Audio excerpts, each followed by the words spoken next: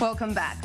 The Russian Defense Ministry says US strikes on government-backed troops in eastern Syria have wounded 25 pro-government Syrian volunteers who were on an anti-ISIL mission in the area, adding that they failed to coordinate their planned action with the Russian military prior to launching the mission.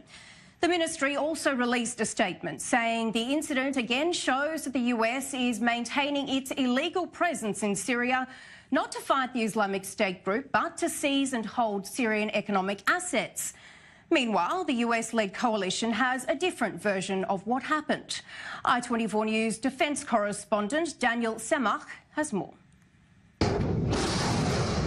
A rare strike in Syria. Overnight Wednesday, the US-led coalition, along with coalition-backed forces, launched an attack against the pro-Syrian regime.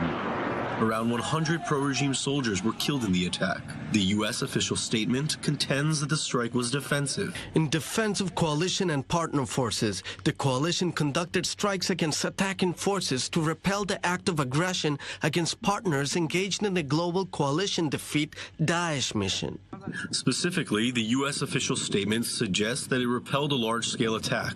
According to the official, pro-regime forces, backed by artillery and tanks, tried to seize territory that the U.S.-backed Social Democratic Forces had liberated from ISIS in 2017. Syria state media said the U.S.-led coalition against the Islamic State had bombed pro-government forces east of the Euphrates River in Deir Ez-Zor province.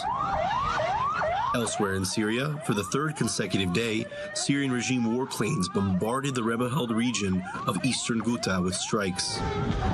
Scores of civilians have been killed as a result. As the Syrian civil war approaches its 8th year, a diplomatic resolution seems to be far from a reality as the fighting continues. Turkish President Tayyip Erdogan spoke with his Russian counterpart, Vladimir Putin, on Thursday.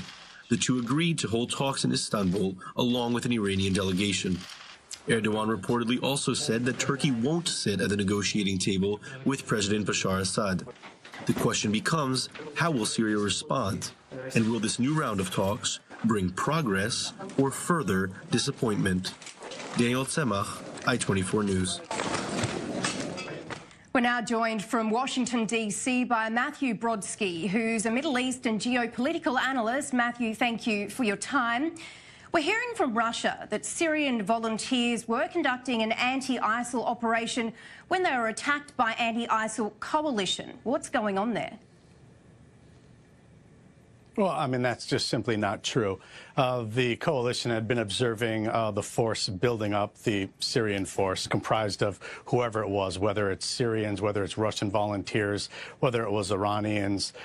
It was a force buildup, and there were 20 to 30 shells that fell near a base that the U.S. coalition warned Russia about in advance, several days. So this was the response. This is what they said would be their response, and this is what they claimed afterwards, and it included airstrikes and artillery from the United States position. So this is what happens as you go into the next phase, which is to say that the end of the civil war aspect in Syria does not mean the end of the war, it just shifts the conflict into new footing. And Matthew, it looks like it's getting messier on the ground with so many different parties involved. Is there a risk of an accidental collision between the Russians and the US military there?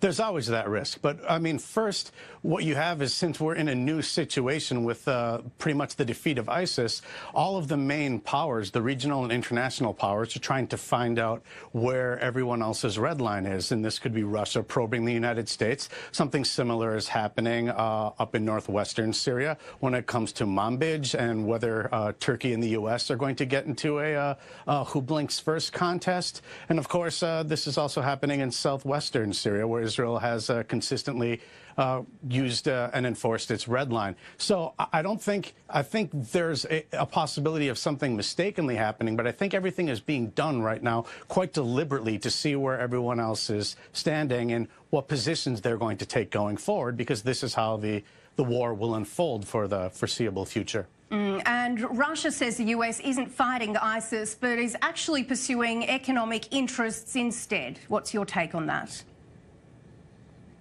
Right. Well, of course, the reverse is true. Russia and Assad have mostly been concerned throughout the many years of the conflict with fighting in northwest Syria, where there were al-Qaeda type affiliates. ISIS was always to the east, and they never really cared about dealing with it. They only cared once they realized that the U.S. and the Syrian Democratic Forces would reach Deir Ez-Zor before they did. So that's when they made their little buffer zones with Russia and then rushed over there right now. So they're not really interested in fighting against ISIS. And what we know about President Trump is he likes to say things that he is proud of. So if he actually managed to get to that part of Syria and, quote, take the oil, as he had said during his campaign speeches, he would be bragging about it right now. Syria, of course, wants the place back, wants the area back. It is gas fields and oil fields, but there's a de-confliction zone with Russia on the Euphrates River, and the U.S. seems to be willing to enforce that. Great insight there. Thank you, Matthew. Matthew Brodsky, a Middle East and geopolitical analyst. We'll now go to Alexey Khlebnikov, who's a Middle East expert at the Russian International Affairs Council. Alexey, thank you for your time. Firstly, Russia says the US isn't fighting ISIS, but is pursuing economic interests. What's the basis of this accusation? Well, in the first place, Russia has been always telling that presence of any other foreign forces on Syrian ground without Syria's invitation is a violation of the country's sovereignty. So far, only Russia and Iran have this right. They're officially invited in Syria, their forces, by Syrian government and parliament. So this is the first thing. Secondly, Russia sees the recent U.S. reinforcement in north and northeast of Syria, like Washington starts to feel that it's losing its positions there, and seeing the war coming to an end, it wanted to secure more. And actually, the territory is controlled by Kurds and SDF, which are supported by the United States. They occupy about 15% of the Syrian territory, but also they include about 50% of Syria's oil and gas, which are crucial for Syrian government to get back, and it's essential for the country's reconstruction. So I think these two moments are fundamental for Kremlin's view. And Alexei, today Turkish President Erdogan called Assad a murderer and ruled out ever sitting down with him for talks. So how can Russia, who's an ally of Assad, work together with Turkey for political settlement in Syria? Well, in the first place, Russia's leadership has been constantly reiterating the argument that it doesn't support Assad personally. It supports the state structures, the existing institutions, the army, not Assad in particular. So as far as Russia's interests and stakes in Syria are respected, so as long as any other leader will be loyal to Russia, to Moscow, they're fine with that. That's the first thing. Secondly, Erdogan might say everything he wants, and we could see for over the last 5-6 years, he's been changing his position on Syria several times. So It doesn't mean that. Thank you so much, Alexei. I'm very sorry we've run out of time now. Coming up, we have a lot more for you just after the break.